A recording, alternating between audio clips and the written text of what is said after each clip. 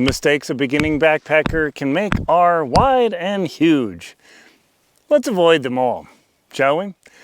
When you first buy a backpack, you wonder, what size should I get? Should I get a 40 liter like this guy, the Black Diamond Speed 40 pack? Should I get a 60 liter, an 80 like my Arc'teryx, 100 plus like my big old Gregory backpack? Tough call. If you get the wrong size, too small, and you're trying to pack stuff on, then you're dangling stuff off. And I know, I've ridden on buses in that region. It's pretty crazy. So you got to be mindful of that. That said, you don't want to overpack and get a huge pack, because then it's just plain too heavy and it'll be massive for you. So you got to be very mindful of what you're going to do this trip and then 5 trips down the road. And that can make all the difference in your experience. But not only which pack do you choose, but what do you put in that pack? The number one mistake that you can make with clothing is bringing too much cotton. Cotton is terrible?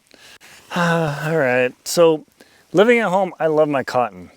Cotton underwear, cotton socks, cotton shirts, cotton pants. They're awesome. But out in the grand wilderness, why is that? Because the cotton fiber absorbs moisture and it doesn't give it up. It gets weak and then it gets super loose. You ever have a t-shirt that got soaked and notice it's draped around your knees?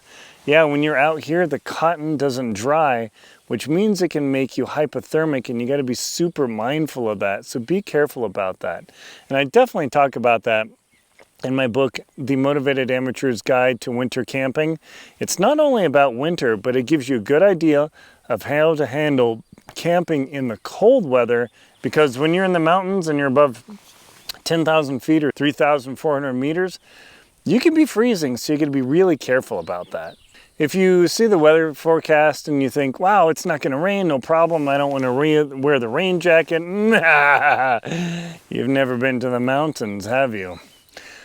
Bring some sort of rain layer. Even if it's one of those frog tog ponchos from a big box store, bring something, because if the wind picks up and you get drenched, you can easily become hypothermic and then you can get into trouble. And I don't want to have that happen for you, because you could die. Like, easy to happen. I've got a video on 40 degrees or about 40 degrees Fahrenheit, about 6 degrees Celsius, can kill you. It has happened to people. Do not underestimate the experience of being in the outdoors. Misjudging elevation gain will definitely conk you out hard. So many people don't understand how to read topo maps.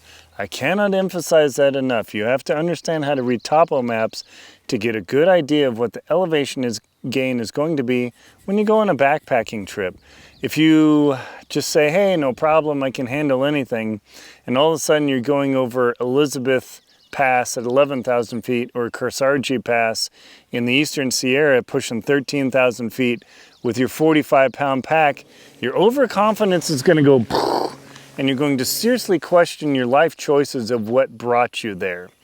And that's the thing when you want to navigate out, is make sure to bring some sort of navigational material, whether it's the map and compass or the GPS, but always bring the map and compass. Get a good quality compass. The GPS that I use is the Garmin InReach Explorer Plus. That thing is a communication navigation powerhouse. But I always have a map on compass on me, because electronic doodads can die